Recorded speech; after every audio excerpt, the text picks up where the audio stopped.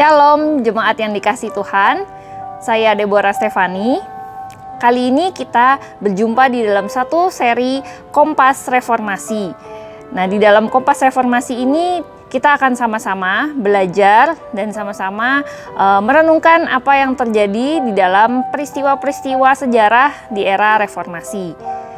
Hal ini sangat penting karena kita sebagai umat Kristen Protestan kita merayakan Hari Reformasi mengingat tentang peristiwa-peristiwa sejarah yang tentunya berpengaruh ke dalam kehidupan kita sampai hari ini. Di dalam video kali ini kita akan sama-sama belajar mengenai satu peristiwa penerjemahan Alkitab yang dilakukan oleh John Wycliffe. Siapa itu John Wycliffe? John Wycliffe adalah seorang teolog yang lahir di tahun 1300-an. Nah, pada abad 1300 atau sekitar masa-masa era medieval atau dikenal juga dalam masa Dark Ages atau saat-saat di mana kekristenan itu mengalami satu masa-masa yang suram. Ketika itu pemimpin agama, pastor dan biarawan itu berpengaruh bukan hanya di gereja tapi juga di dalam kursi pemerintahan. Kemudian di masa-masa itu beberapa orang-orang yang pemimpin agama itu mengajarkan ajaran-ajaran yang tidak bersumber dari Alkitab. Ketika itu pemimpin agama juga sepertinya mengalami satu peristiwa di mana mereka seperti kehilangan panggilan mereka. Mereka mulai hanya mengerjakan pekerjaan-pekerjaan gerejawi sesuai dengan tanggung jawab mereka, tapi sudah tidak lagi mengembalakan umat-umat Allah. Kekristenan yang menyebar ketika itu hanya berdasarkan pengajaran yang diajarkan oleh para pemimpin agama. Karena ketika itu Alkitab yang ada hanya dituliskan di dalam bahasa asli yang diterjemahkan ke dalam bahasa Latin. Bahasa Latin pun adalah sebuah bahasa yang tidak dimengerti oleh semua orang. Orang-orang yang mengerti bahasa Latin hanya orang-orang yang berpendidikan tinggi. Maka dari itu orang-orang di lingkungan kelas yang bawah, yang kelas sosial yang tidak mendapatkan pendidikan, akhirnya mereka tidak bisa membaca Alkitab dalam bahasa Latin. Karena mereka juga tidak mengenyam pendidikan di sekolah. Ketika itu apa yang mereka percayai sebagai iman Kristen hanya sesuatu yang diajarkan oleh para pemimpin agama.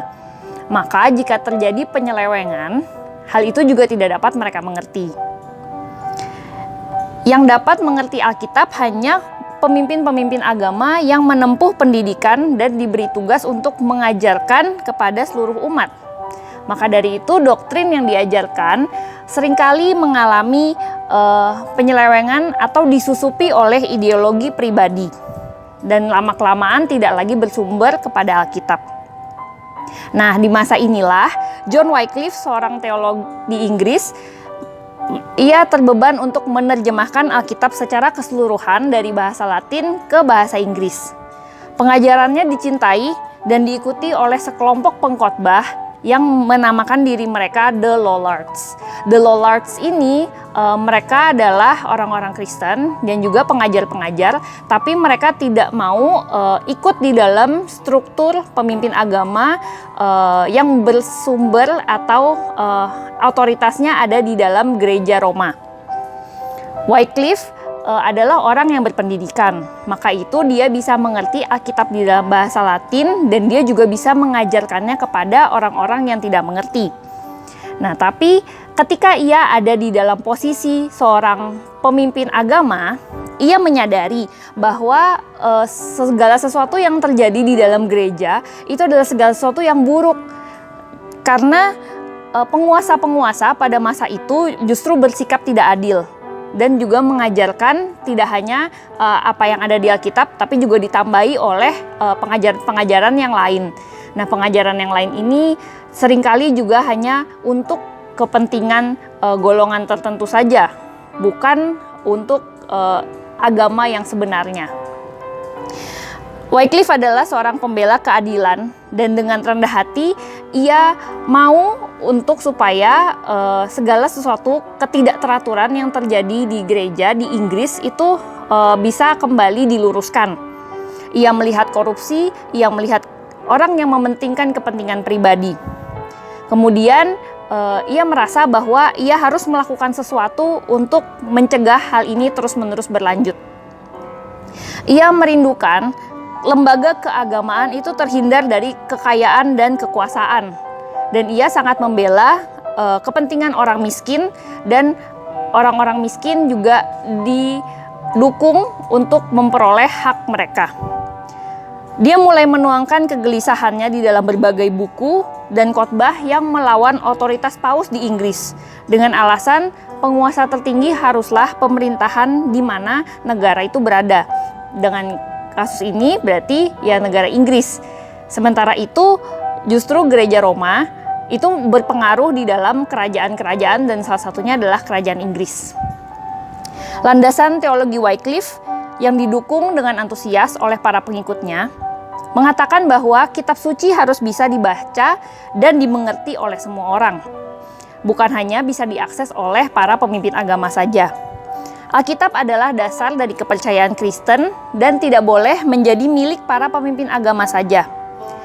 Meskipun beberapa bagian Alkitab sudah diterjemahkan di dalam bahasa Inggris, tetapi ketika itu belum keseluruhan Alkitab yang diterjemahkan, sehingga orang-orang yang tidak bisa membaca bahasa Latin tapi bisa membaca bahasa Inggris belum bisa memiliki akses terhadap firman Tuhan secara utuh dan lengkap. Kemudian dari mana orang-orang Inggris itu bisa percaya kepada Yesus? Ya dari pengajaran-pengajaran yang mereka dengarkan. Ataupun para pemimpin agama yang membaca Alkitab di dalam bahasa Latin kemudian mengkhotbahkannya ke dalam bahasa Inggris.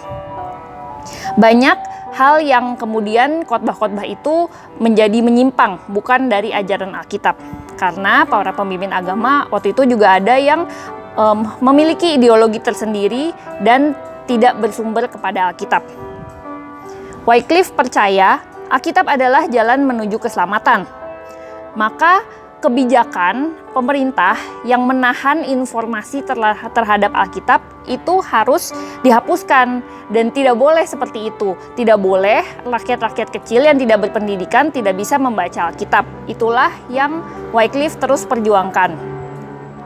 Dia yakin bahwa dengan adanya Alkitab berbahasa Inggris, orang awam bisa juga menemukan anugerah Allah. Dan jika tidak ada orang lain yang menyediakan versi bahasa Inggris, maka Wycliffe akan melakukannya. Dan tidak ada orang yang bisa mencegah apa yang menjadi keinginan Wycliffe tersebut. Tindakan menerjemahkan Alkitab ke dalam bahasa Inggris ini menemui permasalahan. Wycliffe dianggap menentang pemerintahan dan bahkan dianggap sesat. Ia bahkan dianggap menghujat kitab suci oleh gereja. Karena gereja menganggap Alkitab tidak boleh diterjemahkan secara sembarangan.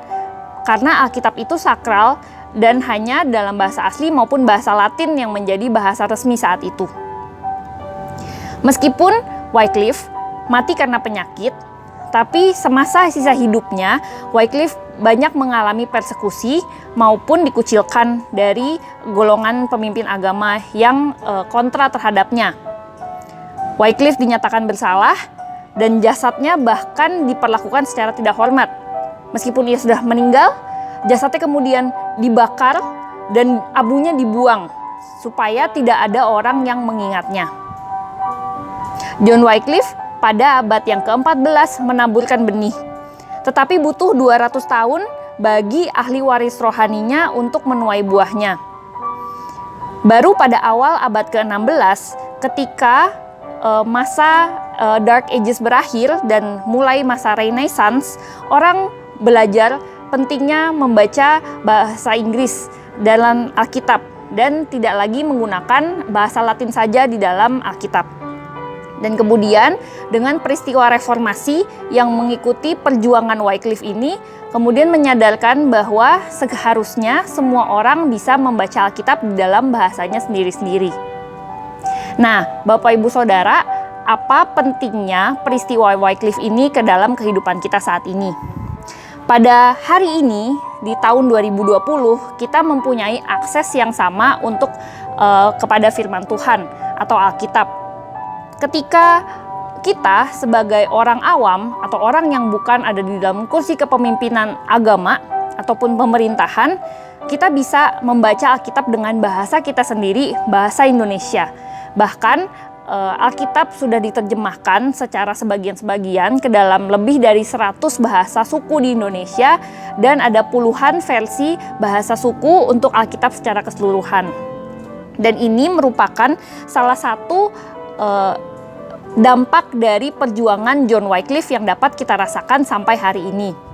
Kita bersyukur karena pada hari ini kita tidak hanya bisa mendapatkan pengajaran dari para pemimpin agama, tapi kita sendiri pun bisa membaca, merenungkan, dan berinteraksi dengan Alkitab yang kita miliki. Dan hal itu merupakan sebuah anugerah dan privilege yang sangat besar, Bapak Ibu Saudara. Kita dapat melihat bagaimana Tuhan bekerja di dalam peristiwa ini. Di zaman ini kita bisa secara langsung merenungkan Alkitab, dan tanpa perantaraan kita bisa di dalam kegiatan-kegiatan gereja, kita bisa belajar lebih dalam tentang Alkitab itu sendiri. Dan bahkan kita juga bisa melakukannya tidak hanya seminggu sekali, tapi setiap hari di dalam saat teduh kita. Kita tidak perlu menunggu untuk ke gereja sehingga kita bisa membaca Alkitab. Dan kita patut bersyukur untuk hal itu. Kita juga bisa merenungkannya secara pribadi dan tidak dianggap sesat. Jika pada masa lampau, orang-orang awam yang membaca Alkitab dianggap tidak akan mampu, hanya orang-orang yang menempuh pendidikan yang bisa mengerti dan membaca Alkitab dengan benar. Nah, pada hari ini kita tidak begitu. Jika kita merenungkan firman Tuhan, kita membacanya sendiri, yaitu adalah satu pemahaman yang kita miliki. Dan itu tidak salah, dan itu tidak sesat. Maka dari itu tidak perlu kita harus sekolah teologi dulu untuk bisa mengerti Alkitab dengan sangat baik gitu ya. Orang yang belajar teologi mungkin bisa membantu kita di dalam ketika mereka berkhotbah, ataupun juga ketika kita sama-sama merenungkan firman Tuhan di dalam kegiatan kelompok kecil atau Bible study, kita bisa menemukan fakta-fakta baru mengenai Alkitab. Tapi dengan kita membaca Alkitab sendiri pun, kita bisa menemukan Tuhan berbicara kepada pribadi kita. Setiap orang bisa berbeda-beda. Maka dari itu, Bapak Ibu Saudara, perjuangan John Wycliffe yang kita pelajari pada hari ini kiranya mengingatkan kita akan betapa besarnya anugerah Tuhan, sehingga kita bisa membaca Alkitab di dalam bahasa kita sendiri. Kita juga bersyukur jika kita punya Alkitab yang bisa kita baca setiap hari di dalam saat teduh kita. Tidak perlu ketika kita datang ke gereja di dalam ibadah minggu saja kita bisa membacanya, tapi kita bisa membacanya setiap hari, dan bahkan di dalam satu hari kita bisa membacanya lebih dari satu kali. Dan kiranya pelajaran hari ini membuat kita mensyukuri anugerah itu dan semakin giat di dalam haus akan firman Tuhan dan kebenarannya, sehingga kita bisa selalu untuk rindu datang kepada Tuhan untuk semakin mengerti firman-Nya. Dan kiranya kita bisa semakin mencintai firman Tuhan dan melakukannya di dalam kehidupan kita. Sekian dulu di dalam pelajaran Kompas Reformasi pada hari ini.